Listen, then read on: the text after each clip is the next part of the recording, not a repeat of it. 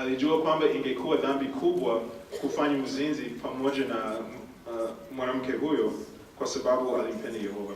So it was his appreciation for godly principles that influenced his actions.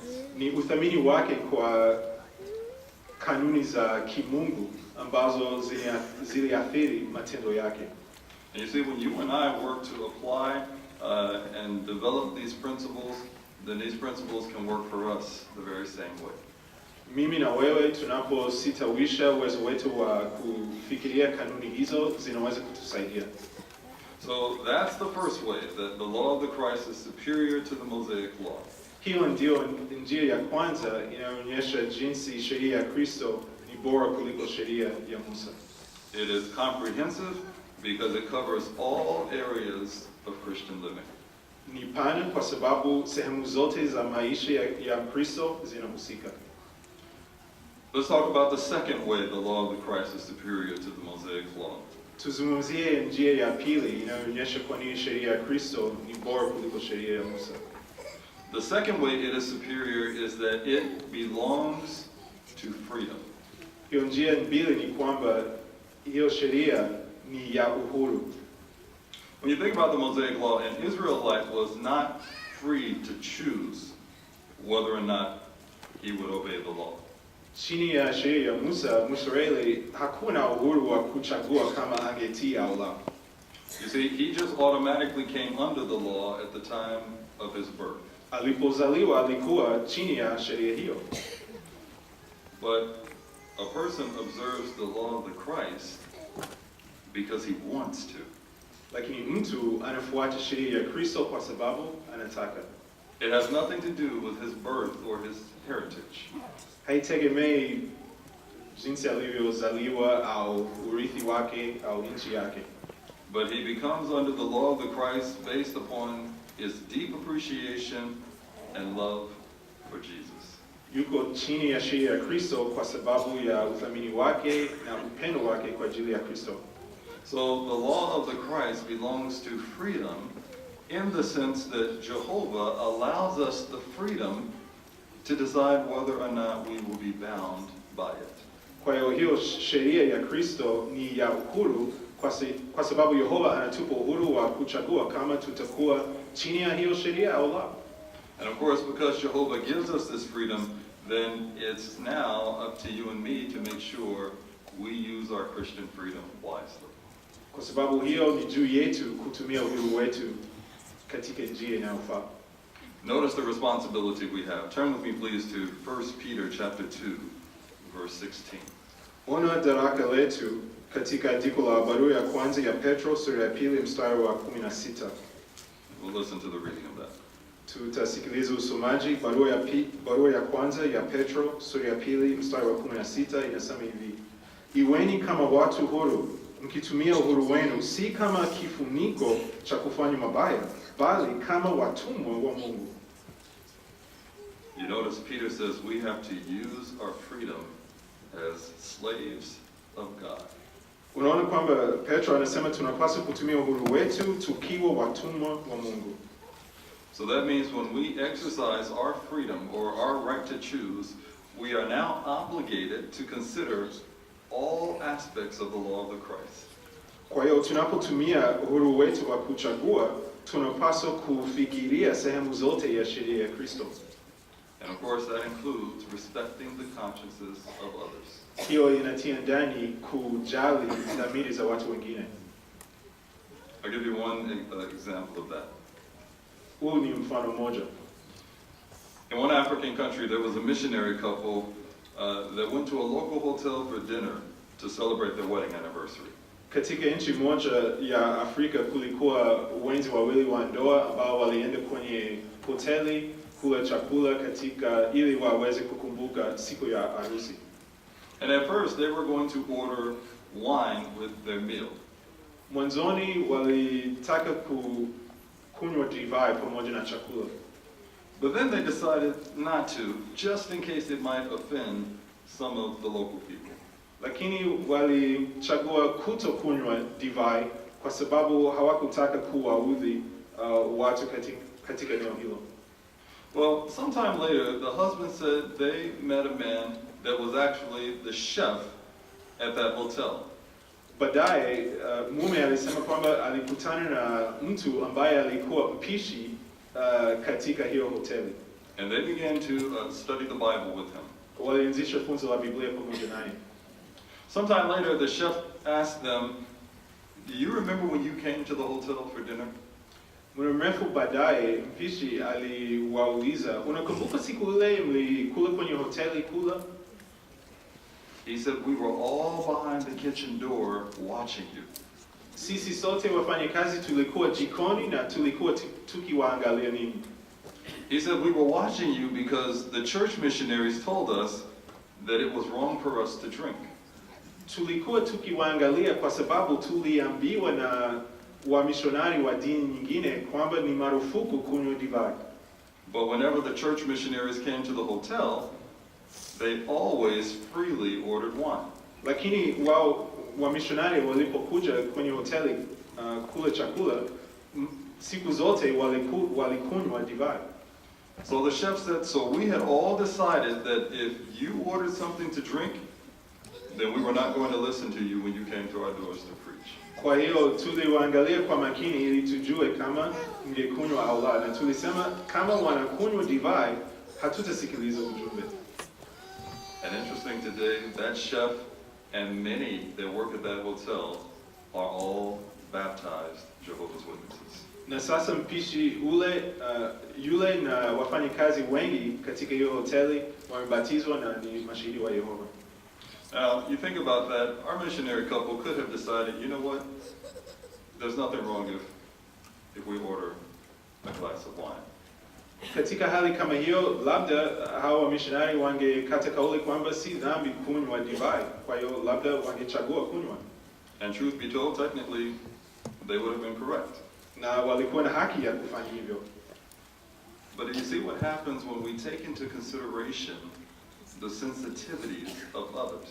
Lakini ona kwamba walijali dhamiri za watu wengine. And then when that happens, look at the beautiful results. Na tunapofanya hivyo, ona matokeo mazuri yanayoweza kutokea.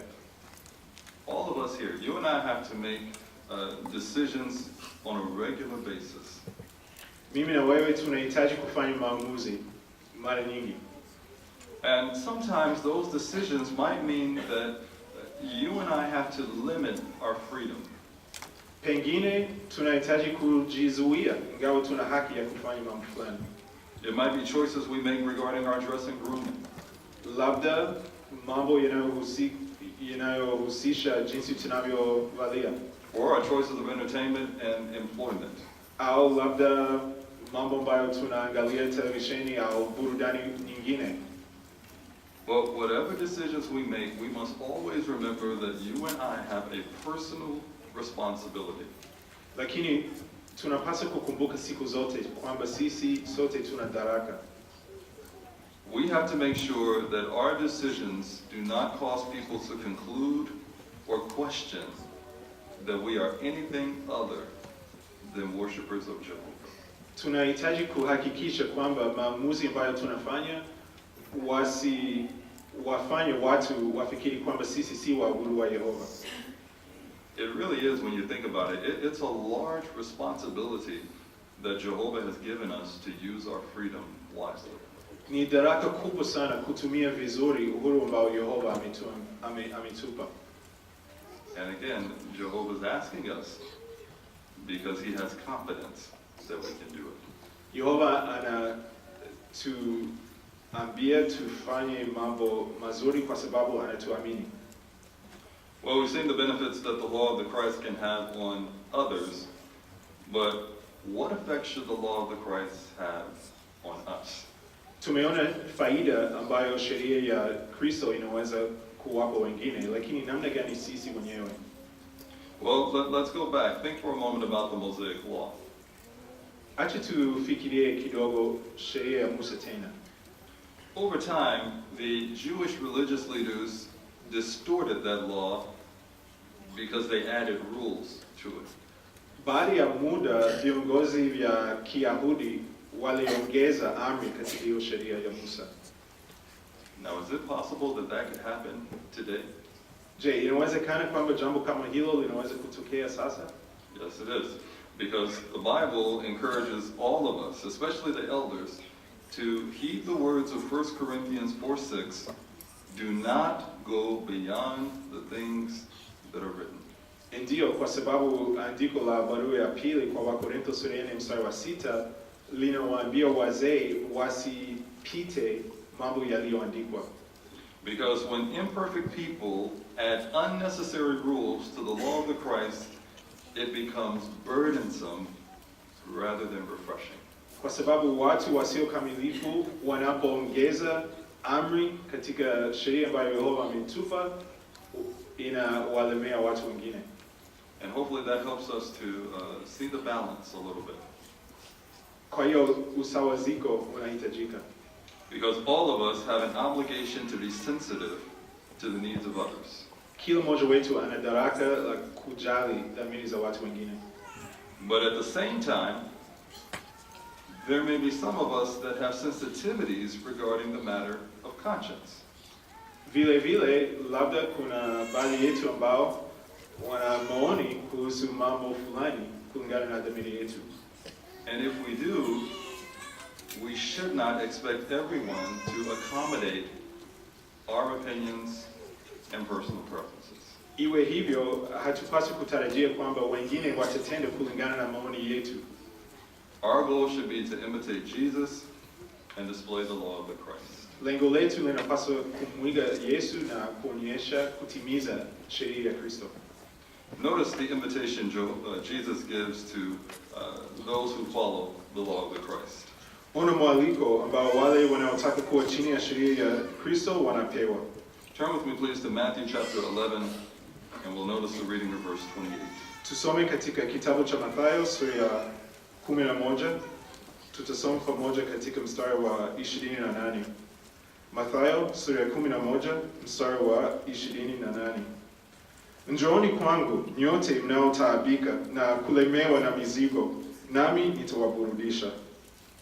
So you notice Jesus always refreshed those around him. Siku zote Yesu aliwaburudisha wale waliomzunguka. And this was clearly something Jesus took very seriously. Yesu alichukua kwa maanani jambo hili. In fact, turn with me please to Matthew chapter 18 verse 6. Acha tusome katika kitabu cha Mathayo sura ya 18 na ule mstari wa 6. Because here Jesus gives a warning to anyone who disrupts the peace of the congregation. Hapa Yesu aliwaonya mtu yeyote anayeleta fujo katika kutaniko. Mathayo sura ya 18 na ule mstari wa 6. Lakini yeyote anayemkwaza mmoja wa hao wadogo wanaoniamini, ingekuwa afadhali afungiwe shingoni jiwe la kusagia ambalo huzungushwa na punda, kisha azamishwe baharini. So what a strong reminder of the obligation we have not to stumble anyone by decisions that we make. Tunapata kikumbusho ya kwamba hatupaswi kuwakwaza wengine. You and I will always gain satisfaction when we work to please our Heavenly Father, Jehovah. Tutaridhika siku zote tukijitahidi kufanya mapenzi ya Yehova. Let's notice our review question. Tuone swali la pitio.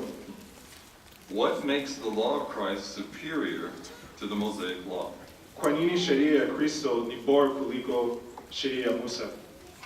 The answer is 1 Peter 2:16. Jibu ni barua ya kwanza ya Petro sura ya 4 mstari wa 16. Rather than outlining numerous direct commands, the law of the Christ emphasizes making decisions based on godly principles that touch on every aspect of life. Badala ya kuorodhesha amri nyingi, sheria ya Kristo inatia ndani kanuni zinazohusika katika kila sehemu ya maisha. Yes, brothers, applying the law of the Christ will always refresh us and those around us. Kwa kweli ndugu na dada, kutimiza sheria ya Kristo itawaburudisha sisi na watu wengine pia. It always works to draw us closer to Jehovah. Tunapofanya hivyo tunaweza kumkaribia Yehova hata zaidi. So we look forward to living up to the definition of the law of the Christ. Kwa hiyo tunatarajia kwa hamu kutimiza kabisa sheria ya Kristo. And that is doing everything that Jesus taught and commanded. Yani kufanya mambo yote ambayo Yesu alifundisha na mambo ambayo aliwaagiza wafuasi wake. And always having love at the center of every decision that we make. Siku zote tuwe na upendo tunapofanya maamuzi. So let's always work to apply the law of the Christ in our hearts. Tujitahidi sana kutumia sheria ya Kristo katika mioyo yetu. And we'll do so because it truly is the superior way of life. Na tutafanya hivyo kwa sababu hiyo sheria ndio njia bora za maisha. Asante.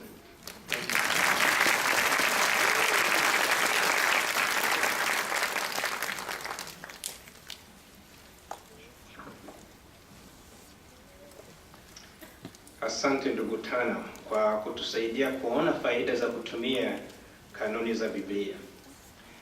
Tunatazamia kwa hamu kufahamiana vizuri pamoja nawe na mke wako leo katika kusanyiko letu. Wakati umefika wa hotuba ya ubatizo. Hii ni siku muhimu